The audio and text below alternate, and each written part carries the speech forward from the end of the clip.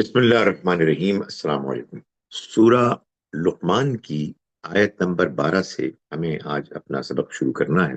اعوذ باللہ من الشیطان الرجیم، بسم اللہ الرحمن الرحیم۔ وَلَقَدْ آتَيْنَا لُقْمَانَ الْحِكْمَةَ أَنِ اشْكُرْ لِلَّهِ، اور ہم نے لقمان کو یہ حکمت عطا کی، ان کے اشکر للہ، اللہ کا شکر ادا کرو۔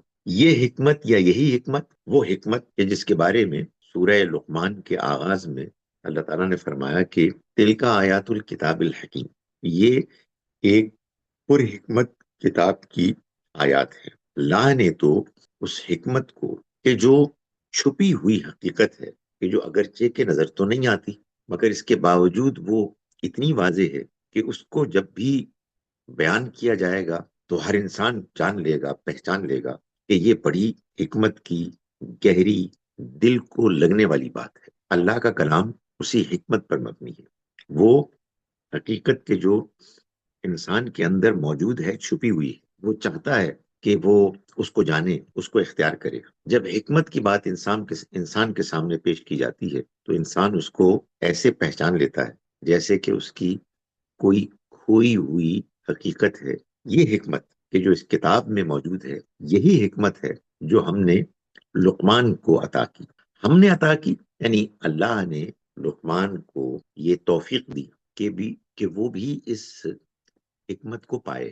اللہ نے یہ حکمت سبھی کو دی ہے، یعنی ایسا نہیں ہے کہ انسانوں میں سے بعض اس حکمت سے محروم ہوتے ہیں، مگر یہ حکمت وہ خزانہ ہے کہ جس کو جاننے، سمجھنے اور اس سے فائدہ اٹھانے کے لیے انسان کو وہ توفیق چاہیے، کہ جو توفیق انسان کو اللہ کی طرف سے تب ملتی ہے کہ جب انسان اس حکمت کا قدردان ہوتا ہے، جب انسان اپنے رویے کو، اپنے طور طریقوں کو اس حکمت کے پانے کے مطابق بنا لے۔ انسان اگر دنیا میں بس ایک کھلندڑے کی حیثیت سے جیے، اپنی خواہشات کو پورا کرتا رہے، اپنی انانیت کی تسکین کرتا رہے، تو پھر اپنے اندر کے اس بے پناہ خزانے کو وہ نہیں پہچان سکتے۔ اس طرح سے اللہ تعالیٰ نے ان لوگوں کو اس کی توفیق دی، اس حکمت کی قدر کرنے والے۔ یہ فیصلہ چونکہ اللہ کا ہوتا ہے، یہ قانون بھی چونکہ اللہ ہی نے بنایا ہے، اس لیے اللہ تعالیٰ نے فرمایا کہ ہم نے لقمان کو حکمت عطا کی۔ لقمان کہتے ہیں کہ یمن کے ایک بڑے حکیم و دانا انسان تھے، جن کو اپنے قبیلے میں وہی حیثیت حاصل ہو گئی تھی جو حیثیت ایک سردار کو حاصل ہوتی ہے۔ ان کے دنیا سے رخصت ہونے کے موقع پر ان کے بیٹے کو بھی معلوم ہوتا ہے کہ وہی حیثیت منتقل ہونے والی تھی۔ جس موقع پر یہ نصیحتیں ہیں کہ جو حکیم لقمان نے اپنے بیٹے کو کی، اور وہ پھر قرآن مجید نے بیان کی اس پہلو سے کہ مکے اور عرب کے لوگوں کو یہ بتایا جائے کہ جس لقمان کو تم بہت حکیم و دانا، ایک بہت سمجھدار انسان مانتے ہو، جن کا ذکر تمہاری شاعری میں ہے، تمہارے واعظوں کی ان تقریروں میں ہے کہ جو وہ بیان کرتے ہیں تو ان کا ذکر کرتے ہیں، لقمان نے جو بھی حکیم بات، حکمت پر مبنی باتیں کی، وہی باتیں تو ہیں جو قرآن مجید بھی بیان کر رہا ہے۔ آخر کیا ماجرا ہے، کیا معاملہ ہے کہ تم لقمان کی باتیں تو بہت فخر سے کرتے ہو، مگر جب وہی باتیں اپنی اصل حقیقت کے ساتھ اللہ کے کلام میں تمہارے ہی اندر کے ایک بندے پیش کر رہے ہیں تو تم ان کو ٹھکرا رہے ہو۔ تو یہ اصل میں اس پہلو سے مکے والوں کو حکیم لقمان کی حکمت بھری باتوں سے قرآن مجید کے پیغام کو بیان کیا اور ان کو دعوت دی کہ وہ اس پیغام کو قبول کریں جو کہ حکمت پر مبنی ہے، جو ان کے اپنے دل کی آواز ہے۔ فرمایا کہ یہ جو حکمت ان کو عطا کی اللہ نے، اس کا سب سے پہلا جو اظہار ہے وہ یوں ہوا، یا اس کا سب سے پہلا مظہر جو سامنے آیا وہ یہ تھا کہ اللہ کا شکر ادا کیا جائے۔ یعنی انسان جب سمجھدار، حکیم و دانا ہوتا ہے تو ایک جانب اس کی عقل اتنی بیدار ہوتی ہے کہ وہ جان لیتا ہے کہ یہ دنیا اس رب نے بنائی ہے کہ جو سارے کائنات کا بنانے والا ہے، اور وہی ہے کہ جو اس کے انتظام کو چلا رہا ہے، اور اسی نے انسان کی ساری ضروریات کو پورا کرنے کے لیے بندوبست کیا ہے۔ یہ انسان کا جو عقلی نتیجہ ہے، دنیا کو اپنے سامنے دیکھتے ہوئے، فنکشن کرتے ہوئے اور اپنی عقل کو استعمال کرتے ہوئے، جب انسان اس نتیجے کو پا لیتا ہے تو اس کا دل اگر پاک صاف ہے، اگر وہ حکمت کے خزانے کو اپنے اندر لیے ہوئے، تو پھر وہ لازماً اللہ کا شکر ادا کرے۔ اس لیے کہ ایک پاک صاف فطرت میں یہ بات تو بہت نمایاں طور پر بھری ہوئی ہوتی ہے، کوٹ کوٹ کر، کہ جس نے آپ کے اوپر احسان کیا ہے آپ اس کا شکر ادا کریں۔ یہ اللہ کی دی ہوئی انسانی فطرت میں ایک ایسا وصف ہے کہ جو اگر کسی انسان کے اندر نہ ہو تو اس کے بارے میں یہ فیصلہ کیا جاتا ہے کہ ایک ناشکرا انسان ہے، یعنی ایک گرا ہوا انسان۔ تو فرمایا کہ ہم نے لقمان کو حکمت عطا کی، اور اس حکمت کا سب سے پہلا جو نتیجہ سامنے آیا، جو اظہار ہوا، وہ یہ تھا کہ اللہ کا شکر ادا کرو۔ وَمَن يَشْكُرْ فَإِنَّمَا يَشْكُرُ لِنَفْسِهِ، اور جو شکر کرے گا وہ اپنے بھلے ہی کے لیے شکر کرے گا۔ وَمَن كَفَرَ، اور جس نے ناشکری کی، فَإِنَّ اللَّهَ غَنِيٌّ حَمِيدٌ، بے شک اللہ بے نیاز ہے، حمید ہے، اپنی صفات میں ایسا ہے کہ وہ تعریف کے لائق ہے، اس کو کسی کی تعریف کی ضرورت نہیں ہے، لیکن یہ انسان کی اپنی ضرورت ہے، اس کی فطرت کا تقاضا ہے کہ وہ اللہ کا شکر ادا کرے، اور اگر وہ کرے گا تو اپنے بھلے کے لیے کرے گا، کسی پر احسان نہیں کرے گا۔ اللہ اس ضرورت، اس کمزوری سے بالکل پاک ہے کہ کوئی اس کی تعریف کرے تو پھر اس کا کام چلے، نہیں، اسے کوئی ضرورت نہیں۔ وَإِذْ قَالَ لُقْمَانُ لِابْنِهِ وَهُوَ يَعِظُهُ، اور یاد کرو اس وقت کو کہ جب لقمان نے اپنے بیٹے سے کہا، جب کہ وہ اسے نصیحت کر رہا تھا، یعنی ایسے نہیں تھا کہ چلتے چلتے میں کوئی بات کہہ دی، بلکہ خاص کسی موقع پر، اور معلوم ہوتا ہے کہ شاید یہ وہ موقع تھا کہ جب اسے، یعنی لقمان کو، یہ نظر آ رہا تھا کہ اب میں اس دنیا سے رخصت ہونے والا ہوں، اور میرا یہ بیٹا اب میرے مقام پر فائز ہوگا، اور اس کو لوگوں کے اوپر حکمرانی بھی کرنی ہوگی، اور ان کو نصیحت بھی کرنی ہوگی، صحیح راستہ بھی دکھانا ہوگا۔ تو انہوں نے اپنے بیٹے کو یہ کہا کہ دیکھو، لا تشرک باللہ، اللہ کے ساتھ کسی کو شریک نہ ٹھہرانا۔ اللہ کا شکر ادا کرنے کا جو ایک بڑا اہم تقاضا ہے وہ یہ ہے کہ اس کے ساتھ کسی کو شریک نہ ٹھہرایا جائے۔ کیسی عجیب بات ہے کہ بنایا اس نے، سارا بندوبست اس نے کیا، ضروریات وہ پوری کرے، دعائیں وہ سنے، اس کے نتیجے میں لوگوں کی داد رسی وہ کرے، اور لوگ دوسروں کو پکارے۔ فرمایا کہ ان الشرک لظلم عظیم، شرک بہت بڑا ظلم ہے۔ ظلم اسی کو کہتے ہیں کہ کسی کو جو حق حاصل ہے وہ اس کو ملنے نہ دیا جائے، اسے اس سے محروم کیا جائے۔ اس سے زیادہ بڑا ظلم اور کیا ہو سکتا ہے کہ خدا تعالیٰ جس نے اس کائنات کو بنایا، وہ اس کو چلا رہا ہے، اسے چھوڑ کر لوگ کسی اور کو یا اوروں کو وہ حیثیت دینے لگے کہ جس کا حق صرف وہی رکھتا ہے۔ تو فرمایا کہ شرک یہ ظلم عظیم ہے۔ وَوَصَّيْنَا الْإِنسَانَ بِوَالِدَيْهِ، اور ہم نے انسان کو اس کے والدین کے بارے میں نصیحت کی، یعنی اللہ نے انسان کے اندر اس کے والدین کے بارے میں بھی وہی احساس رکھا کہ جو انسان کے اندر اللہ کے بارے میں، اس کی شکر گزاری کے بارے میں احساس ہے۔ یہ بھی ایک انسانی فطرت ہی کا تقاضا ہے۔ لیکن یہاں معلوم ہوتا ہے کہ اللہ تعالیٰ نے خود سے بات کہی، لقمان کی نصیحتوں میں سے ایک نصیحت کے طور پر نہیں کہی۔ اس کی وجہ شاید یہی ہے، لقمان ایک حکیم انسان تھے۔ حکمت میں جہاں انسان کی عقل بہت مضبوط توانا ہوتی ہے، وہ بہت دور کے نتائج بھی حاصل کر لیتی ہے، وہیں اس کی فطرت بھی پاکیزہ، صاف شفاف ہوتی ہے۔ ایک پاکیزہ فطرت رکھنے والا انسان اللہ کی تعریف کرتے کرتے، اللہ کے حقوق بیان کرتے کرتے، ساتھ اپنے حقوق بیان کرتے ہوئے کچھ کترائے گا، کچھ وہ جھجک محسوس کرے گا۔ چنانچہ حکیم لقمان نے بھی اپنے بیٹے کو اللہ کے حق کو بیان کرنے کے بعد اپنے حق کو بیان کرنے سے گریز کیا، مگر چونکہ یہ وہ موقع ہے کہ جس میں اللہ تعالیٰ انسانوں کے سامنے وہ پوری بات رکھنا چاہتے ہیں کہ جو اس حکمت کے ضمن میں بتانی ضروری، اس لیے پھر اس حصے کو اللہ نے خود شامل کیا، اور یہ فرمایا کہ ہم نے انسان کو اس کے والدین کے بارے میں نصیحت، یعنی یہی نصیحت کی کہ جیسے وہ اللہ کا شکر گزار ہو ویسے ہی اپنے والدین کا بھی شکر گزار۔ اب شکر گزاری میں جو مختلف درجات ہیں ان کا فیصلہ بھی کیسے ہوگا؟ ان کا فیصلہ بھی ایسے ہی ہوگا کہ جس کا جتنا احسان ہے اس کا شکر بھی اتنا ہی ادا کیا جائے۔ سب سے بڑا احسان تو اس میں کوئی شبہ نہیں ہے کہ اللہ کا ہے، لیکن اللہ کے احسان کے بعد پھر دوسرا والدین کا احسان ہے، وہ والدین کے جن کے ذریعے سے اللہ نے انسان کو اس دنیا میں بھیجنے کا فیصلہ کیا۔ والدین میں سے بھی زیادہ بڑا احسان ماں کا ہے۔ چنانچہ فرمایا عملتہ امہ وہنا علی وہن، اس کی ماں نے اس کو دکھ پر دکھ جھیل کر، یعنی اپنے پیٹ میں رکھا۔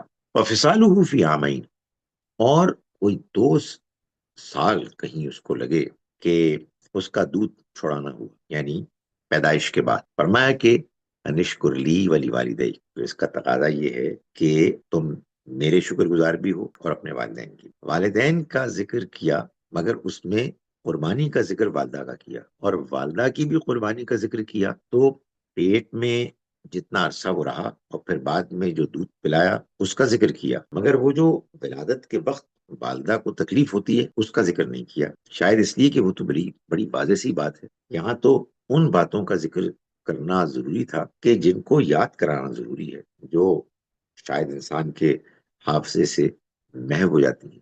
یہ بات کہ والد بھی اس سارے پروسیس میں ساتھ ساتھ ہی شریک اور موجود ہوتا ہے، لیکن بہرحال والدہ کی کنٹریبیوشن زیادہ ہے۔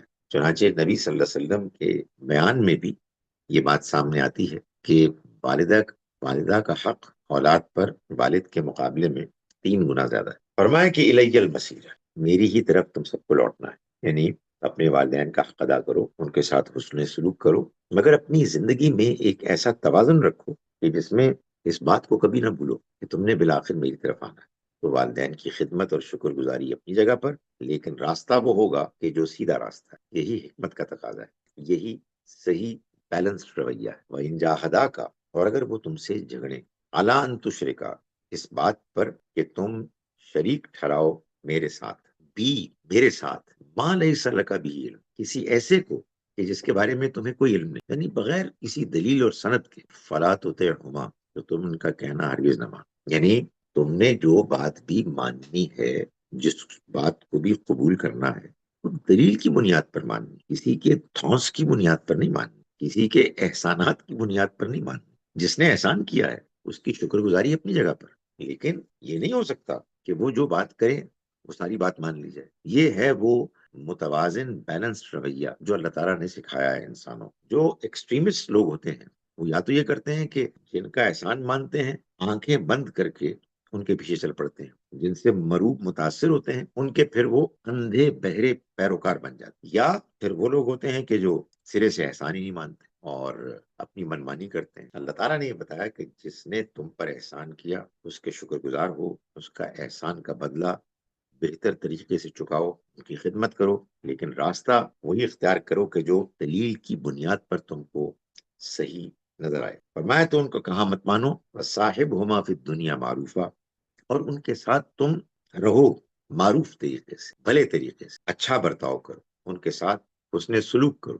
واتبع سبیل من اناب الی، کرو اس کے راستے کی جس نے میری طرف رخ کر لیا۔ ثم الی مرجعکم، پھر میری ہی طرف تم کو لوٹنا ہوگا۔ وانبئکم، پھر میں تم کو بتا دوں گا، بما کنتم تعملون، کے بارے میں جو تم عمل کرتے تھے۔ یہ دنیا ایک امتحان کی جگہ ہے، امتحان تمہارے ساتھ اس نوعیت کا ہو رہا ہے کہ تم دوسرے انسانوں کے ساتھ وابستہ ہو، وہ تم پر احسان کر رہے ہیں، وہ تمہاری مدد کرتے ہیں، تو جو احسان کرے تم ان کے جواب میں تم بھی احسان کرو، مگر کسی کا تم پر احسان کرنا ان کو اس بات کا حق نہیں دیتا کہ وہ تم کو ڈکٹیٹ کریں۔ جو بھی ان کے خیال میں بات صحیح ہے یا جو ان کو ٹھیک لگتی ہے، ان کو پسند آتی ہے، جو دین کا معاملہ ہے، جو حق کا معاملہ ہے، وہ تو انسان عقل سے، دیانتداری سے سمجھے گا اور پھر اس شخص کی پیروی کرے گا جو اللہ کی طرف رجوع کرے گا۔ اس لیے کہ بہرحال بالآخر اللہ ہی کی طرف لوٹنا ہے، پھر وہ بتا دے گا کہ تم کیا عمل کیا کرتے تھے۔ اس معاملے میں کوئی کمپرومائز نہیں کی جا سکتی۔ یا بنیا، اے میرے بیٹے، انہا ان تکو مثقال حبت، دیکھو بات یہ ہے کہ کوئی عمل مثقال حبت، وہ خواہ رائی کے دانے کے برابر ہی کیوں نہ ہو، من خردل، اور وہ کسی چٹان میں ہو، گھاٹی میں ہو، فتکن فی صخرۃ او فی السماوات او فی الارض، یا وہ آسمانوں میں ہے، یا آسمانوں میں ہو، یا زمین کی تہوں میں کہیں، یا بھی اللہ اس کو لے آئے گا۔ یعنی مطلب یہ ہے کہ یہ مت سمجھو کہ جو عمل تم دنیا میں کرتے ہو غائب ہو جائے گا۔ اللہ تعالیٰ کے ہاں ہر چیز پوری تفصیلات کے ساتھ محفوظ ہے۔ تم کوئی عمل بھی کرو گے، خواہ کتنا چھپ چھپا کے ہو، اللہ تعالیٰ اس کو لے آئے گا، اس لیے کہ ان اللہ لطیف خبیر، اللہ باریک بین ہے، باخبر ہے۔ اس دنیا میں جو بھی عمل کرتے ہو اس کے بارے میں ذمہ داری کا رویہ اختیار کرو، ایسا نہ ہو کہ تم کام کرو ایسے جس کے نتیجے میں تم اللہ کے یہاں پکڑے جاؤ۔ یا بنیا اقم الصلاۃ وامر بالمعروف ونہی عن المنکر، تم نماز کا اہتمام کرو معروف کا حکم دو اور منکر سے روکو۔ جب اللہ کا شکر ادا کرنا ہے تو پھر اس کے آگے جھکنا ہے۔ یہ وہی نماز ہے جو ہم بھی پڑھتے ہیں، یعنی ہم جو نماز پڑھتے ہیں یہ کوئی نئی نماز نہیں ہے، تمام پیغمبروں اور تمام پیغمبروں کے ماننے والوں کی نماز۔ کیا تفصیلات میں کوئی فرق ہے؟ یقیناً کچھ نہ کچھ ہوگا۔ ظاہر ہے کہ ہم اپنی نماز میں قرآن مجید پڑھتے ہیں، وہ کچھ اور پڑھتے ہوں گے، لیکن یہ ہو نہیں سکتا کہ اللہ تعالیٰ انسانوں کو اپنی عبادت کا طریقہ بتائے اور انہیں مختلف طریقے بتائے، کسی کو کچھ بتا دے، کسی کو کچھ بتا دے۔ سب کو یہی نماز بتائی گئی، اس کی تفصیلات میں ظاہر ہے کہ جو زمانے حالات کا فرق تقاضا کرتا تھا کہ فرق ہو، بس اتنا ہی فرق اللہ تعالیٰ کے ہاں ملحوظ رکھا گیا کہ جو انسان کی فطرت میں پہلے سے طے ہے کہ کیا چیز اچھی اور مطلوب ہے، اس کو معروف کہا گیا۔ وہ تو گویا کہ انسان جانتا ہی ہے، انسان کے لیے وہ معروف نون ہے۔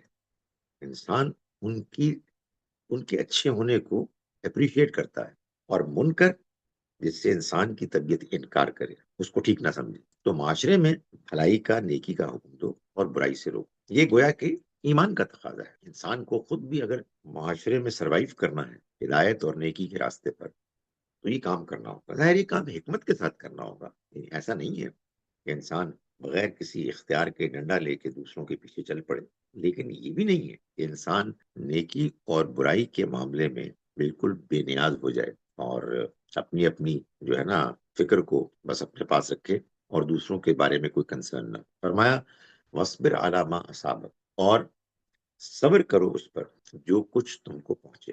جب تم لوگوں کو نیکی کی تلقین کرو گے اور برائی سے روکو گے تو پھر ایسا نہیں ہے کہ لوگ تمہارے اس عمل سے خوش ہوں گے، تمہاری تعریف کریں گے۔ تمہیں مخالفت کا سامنا کرنا ہوگا۔ جب تمہاری مخالفت ہو تو پھر تم اس کو برداشت کرو۔ ان ذالک من عزم الامور، یہ ایسے کام ہیں کہ جن کی تاکید کی گئی، ان کاموں کو بہرحال تم کو کرنا ہے۔ یہ صبر حصہ ہے تمہارے امر بالمعروف اور نہیں عن المنکر کے کرنے کا۔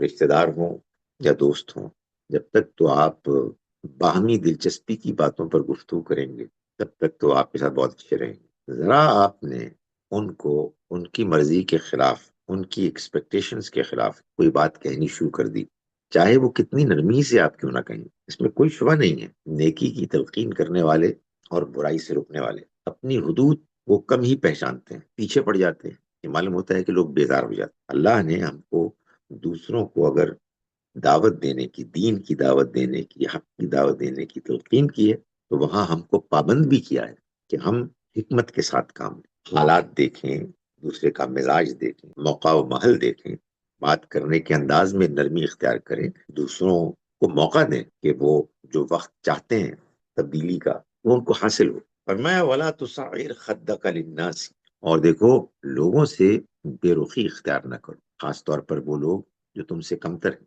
جن کے مقابلے میں تمہارا سٹیٹس، تمہارا رہن سہن بہتر ہے، ان کے ساتھ معاملہ کرتے ہوئے ایسا نہ ہو کہ بے رخی کرو۔ تمہارے انداز گفتگو سے یا ان کے ساتھ رویہ اختیار کرتے ہوئے معلوم ہو کہ تمہارے اندر اکڑ ہے۔ وَلَا تَمْشِ فِي الْأَرْضِ مَرَحًا، اور تم زمین میں اکڑ کرنا چلو۔ انسان کے اندر اگر تکبر ہوتا ہے تو اس کی چال ڈھال میں بھی نظر آتا ہے۔ اللہ تعالیٰ تکبر سے نفرت کرتا۔ نبی صلی اللہ علیہ وسلم نے فرمایا کہ جس شخص کے دل میں رائی کے دانے کے برابر بھی تکبر ہوگا وہ جنت میں نہیں جا سکتا۔ پھر آپ نے واضح فرمایا کہ یہ تکبر اصل میں دو چیزوں کا نام، ایک بطر الحق، حق کے آگے اکڑ جانا، اور دوسرا غمط الناس، انسانوں کو اپنے سے کمتر سمجھنا۔ تو حکیم لقمان اپنے بیٹے کو ذمہ داری سپرد کرنے کے موقع پر، وہ ذمہ داری کہ جس میں بیٹے نے انسانوں کے اوپر گویا کہ وہ حیثیت حاصل کرنی تھی جس میں وہ ان کے حکمران بننے والے، ان کے معاملات میں فیصلہ کرنے والے، تو ان کو خاص طور پر یہ بتایا گیا کہ دیکھو جب تم لوگوں کے ساتھ معاملہ کرو تو ان کے ساتھ بے رخی اختیار مت کرو، اور نہ زمین پر تم اکڑ کر چلو۔ ان اللہ لا يحب كل مختال فخور، اللہ کسی اکڑنے والے اور شیخی بگارنے والے، فخر جتلانے والے کو پسند نہیں کرتے۔ یعنی مطلب یہ ہے کہ اللہ کو ایسے لوگوں سے نفرت ہے جو اپنے آپ کو بڑا سمجھتے ہیں، دوسروں کو کمتر سمجھتے ہیں۔ فرمایا کہ ایسے لوگوں کو اللہ ہرگز پسند نہیں کرتا، یعنی یہ کہ اللہ ایسے لوگوں سے نفرت کرتا۔ وقصد فی مشی کا، اور دیکھو اپنی چال میں میانہ روی اختیار کرو. میانہ روی بیلنس، یہ چال ڈھال میں بھی اور زندگی کے معاملات میں بھی ہمیشہ صحیح رویہ، خرچ کرتے ہوئے بھی، لوگوں کے ساتھ معاملات کرتے ہوئے بیلنس رویہ ہونا چاہیے.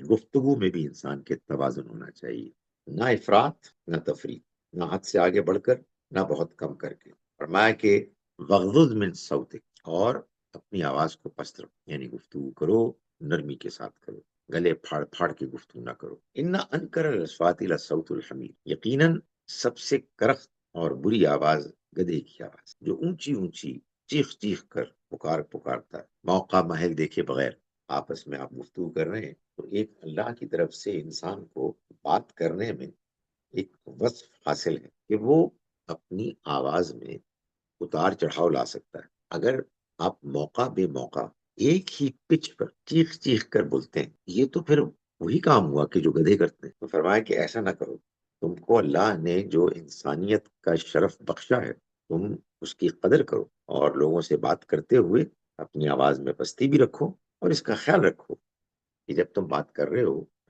تو بات کرنے میں تمہاری طرف سے کوئی ایسا رویہ نہ ہو کہ جس میں دوسرے تنگی محسوس کریں، الجھن محسوس کریں، ان کو پریشانی ہو، اور تمہاری طرف سے معلوم ہو کہ تم اپنی بڑائی دکھا رہے ہو، یا کسی کو ایسے کمتر قرار دے کے کہ جس کا تم نے مقام دیکھا اس پر تم چیخنے لگے. یہ نہ کرو. تم کو اللہ نے جو صلاحیت دی ہے اپنی آواز میں کمی بیشی کرنے کی، اس کو استعمال کرو. ایک انسان کی حیثیت سے جو تمہارا رویہ ہونا چاہیے دوسروں کے ساتھ ہر طرح کا معاملہ کرنے میں بھی، اور خاص طور پر گفتگو کرنے میں، اس کو ملحوظ رکھو. میں ان آیات کا ترجمہ آپ کے سامنے ایک مرتبہ پھر کر رہا ہوں. ہم نے آج کے سبق کا آغاز کیا سورہ لقمان کی آیت نمبر 12 سے. میں غامدی صاحب کا ترجمہ آپ کے سامنے پڑھ رہا ہوں ان آیات کا. ہم شروع کرتے ہیں اس اللہ کے نام کے ساتھ جس کی رحمت بے پناہ ہے، جس کی عنایت ہمیشہ کے لیے. ہم نے یہی حکمت لقمان کو بھی دی اور ہدایت فرمائی تھی کہ اللہ کا شکر ادا کرو، اور جو شکر کرے گا تو وہ اپنے ہی لیے شکر کرے گا، اور جو ناشکری کرے گا تو اللہ کو اس کی کچھ پرواہ نہیں، اس لیے کہ اللہ بے نیاز ہے، وہ اپنی ذات میں ستودہ صفات ہے. اس کا لازمی تقاضا ہے کہ کسی کو خدا کا شریک نہ ٹھہرایا جائے. یاد کرو جب لقمان نے اپنے بیٹے کو نصیحت کرتے ہوئے کہا تھا کہ بیٹا اللہ کے ساتھ شریک نہ ٹھہرانا. حقیقت یہ ہے کہ شرک بہت بڑا ظلم ہے. اس میں شبہ نہیں کہ ہم نے انسان کو اس کے والدین کے بارے میں بھی نصیحت کی. اس کی ماں نے دکھ پر دکھ اٹھا کر اس کو پیٹ میں رکھا، اور پیدائش کے بعد کہیں 2 سال میں جا کر اس کا دودھ چھڑانا ہوا کہ میرے شکر گزار رہو اور اپنے والدین کے، اور یاد رکھو کہ بالآخر میری ہی طرف لوٹ کر آنا ہے. لیکن اگر وہ تم پر زور ڈالیں کہ کسی کو میرا شریک ٹھہراؤ جس کے بارے میں تمہارے پاس کوئی دلیل نہیں ہے، تو ان کی بات نہ ماننا. دنیا میں البتہ ان کے ساتھ نیک برتاؤ رکھنا اور پیروی انہی کے طریقے کی کرنا جو میری طرف متوجہ ہیں. پھر تم کو میری طرف پلٹنا ہے، پھر میں تمہیں بتا دوں گا جو کچھ تم کرتے رہے ہو.